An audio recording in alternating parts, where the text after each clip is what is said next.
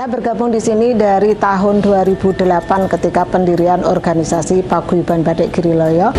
Awal mula berdirinya Batik Giriloyo ini sebenarnya batik itu sudah ada dari awal abad 17 di daerah ini, dilestarikan secara turun-temurun dari awal abad 17 sekitar tahun 1634 Masehi, di mana awalnya adalah karena Sultan Mataram ketiga tahun 1634 Masehi tersebut, Sultan Agung Hanyokrokusumo berkenan membangun tempat istirahat terakhir yaitu di Giriloyo yang kemudian dipakai oleh paman beliau yang namanya Panembahan Jumina.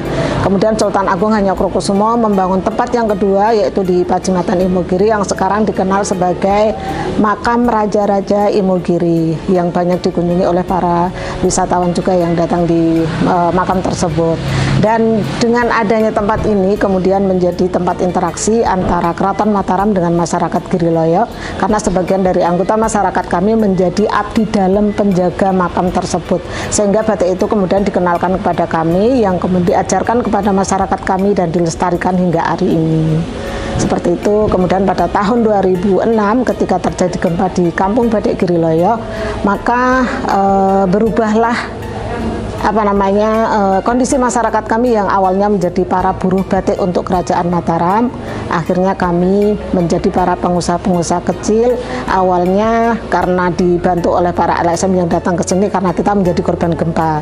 Jadi dalam keadaan kita terpuruk ketika kena gempa tersebut, datanglah para penolong yang akhirnya membentuk kelompok-kelompok di wilayah kami yang ada 15 kelompok pada awalnya, yang kemudian kami dilatih untuk bisa membuat desain batik, mewarnai, kemudian belajar berorganisasi dan juga belajar untuk berjualan.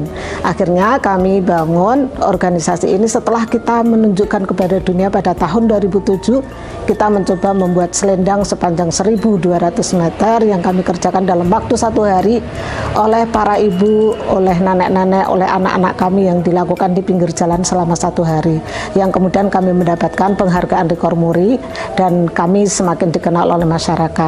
Kemudian pada tahun 2007 kami kumpulkan seluruh pembatik yang ada di wilayah ini dan kami gabungkan untuk bisa bekerja sama, untuk saling membantu, untuk tetap melestarikan budaya ini dan untuk bisa memberdayakan masyarakat. Akhirnya kami bangun brand Batik Giriloyo pada tahun 2008 di bulan Juni. Karena batik kami itu klasik, jadi mungkin tidak ditemukan di tempat lain. Kalaupun ada, sangat mirip itu dengan Solo. Sama-sama warisan dari Keraton Mataram Islam, ada 2 tempat yaitu Yogyakarta Hadiningrat dan Surakarta Hadiningrat. Itu ada banyak motif yang namanya sama, tapi berbeda dalam bentuknya. Tetapi mungkin tidak ditemukan di tempat-tempat yang lain karena kami memang fokus untuk melestarikan budaya batik tradisional dari Keraton Mataram. Pesan kami bahwa batik ini adalah budaya warisan dunia dari Indonesia yang sudah diakui PBB pada tanggal 2 Oktober tahun 2009, di mana sebelumnya terjadi pergesekan antara Indonesia dan negara tetangga yang kemudian kami didukung oleh PBB bahwa sesungguhnya lah batik ini milik bangsa Indonesia, maka mari kita lestarikan, kita cintai, dan terus budaya ini semoga menjadi penopang ekonomi bagi masyarakat kami sehingga untuk menekan angka kemiskinan bagi bangsa Indonesia. Saya mulai membatik dari kelas 3 atau 4 SD. Jadi saya bisa membatik itu dari ibu saya dan nenek saya. Jadi dulu ketika saya kecil, di saat teman-teman seumuran saya mungkin bermain atau apa setelah pulang sekolah gitu, saya dipaksa oleh ibu saya buat belajar batik. Jadi ibu saya itu menekankan kepada saya, nanti setelah dewasa entah ilmu batik itu digunakan atau tidak, setidaknya saya harus punya keterampilan. Sebenarnya kalau untuk kerumitan itu tergantung setiap orang berbeda-beda.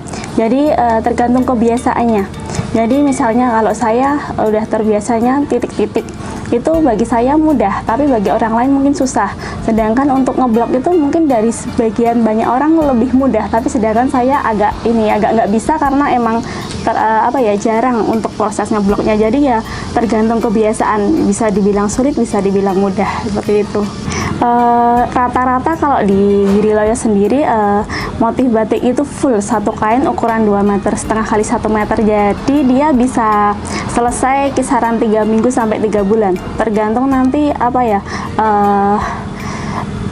kelengkapannya. Jadinya motif-motifnya itu full, tapi nanti sudah itu full kita biasanya nambah lagi motif di pelatarannya, jadi itu yang membutuhkan waktu lebih lama. Jadi kisaran 3 minggu sampai 3 bulan baru selesai satu kain.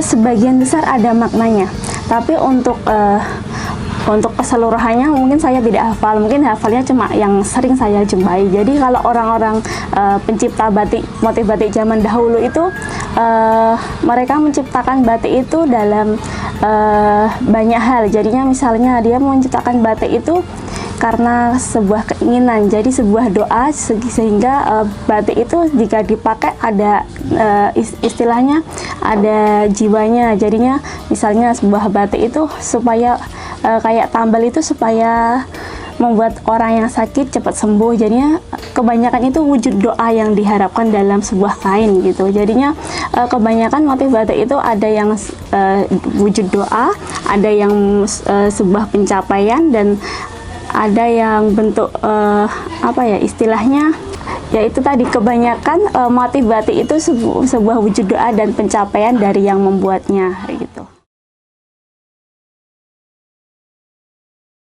Jadi kan sebelumnya itu saya memang suka di bidang desain gitu ya, di bidang desain, terus menggambar ornamen-ornamen itu memang saya tuh pernah belajar dari ayah saya. Cuman kan kalau di rumah itu kan paling cuman pakai pensil, pena ataupun pewarna aja gitu kan, Mbak.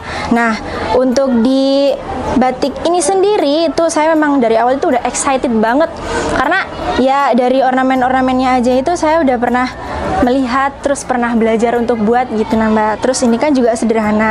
Nah, cuman itu yang menurut saya sedikit kayak menantang gitu ya, Mbak ya. Itu kan dia pakai yang namanya lilin itu kan, pakai lilin malam itu.